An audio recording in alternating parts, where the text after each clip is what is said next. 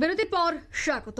অযোগ্যদের কারণে যোগ্যরা এবার চাকরি থেকে বঞ্চিত হয়েছে, তার সম্পূর্ণ দায়ভার পশ্চিমবঙ্গের মুখ্যমন্ত্রী মমতা বন্দ্যোপাধ্যায়ের।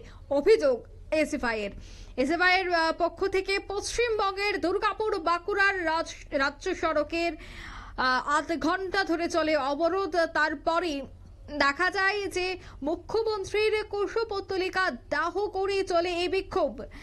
সাময়িক উত্তেজনাকর পরিস্থিতি তৈরি হয়। এসএফআইয়ের জেলা সভাপতি সুদীপ তুরি তিনি বলেন, দুর্নীতিবাজদের আড়াল করার জন্য অযোগ্যদের তালিকা দিতে পারেনি রাজ্য সরকার, যার মাসুল গুনতে হলো যোগ্যদেরকেও।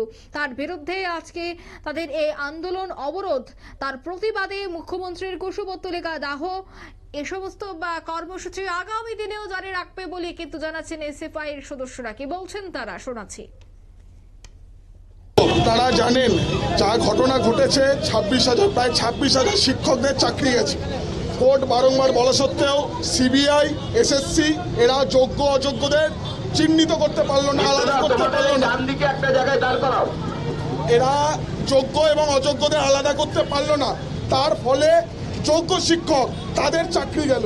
তার মানে বোঝা যাচ্ছে যে গোটা রাজ্যে কিভাবে দুর্নীতিবাজ এবং দুর্নীতি রাজ চলছে এই মমতা ব্যানার্জির নেতৃত্বে।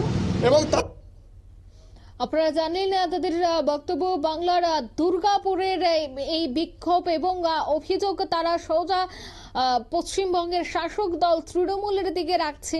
কারণ শাসক দলের খামখেয়ালিপনা, শাসক দলের জন্যই এবার অযোগ্যদের পাশাপাশি যোগ্যরাও চাকরি হারা হয়েছে এবং এর দায় সম্পূর্ণ নিতে হবে শাসক দলকে, সে অভিযোগ করে কিন্তু এই বিক্ষোভ প্রদর্শন ছিল এসএফআই এর।